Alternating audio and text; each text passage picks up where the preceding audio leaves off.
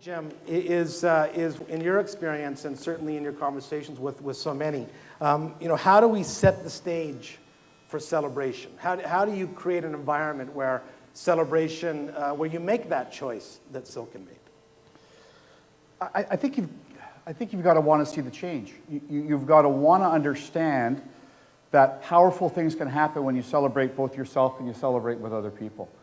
So in order to do that, you've got to make a conscious decision yourself that, as we talked about the quote that Silken made about fulfilling your potential, you've got to discover the fact that you want to do something different, and that that what you're doing today and how you're feeling today on a regular basis is not how you want to continue to feel.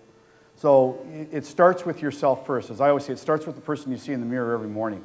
You've got to look at that person in the mirror and say that I am prepared to make some change. And I think that's the best way to get started. It's just first recognizing that it's something you want to do and just getting started. And it doesn't have to be big starts. That's the key to this whole thing, I think, is that it doesn't have to be, you don't have to climb the mountain. Silken had the great example. She tipped 21 times when she was first qualifying, I think, or she first starting rowing. So at that point, she could have given up the sport. She said, geez, I can't even keep this thing upright, let alone that I'm going to be able to get across the finish line first. But she persevered with it. So she probably made little steps and little steps until she started to see some very big results. So just take little steps while you're doing it, I think, is the key.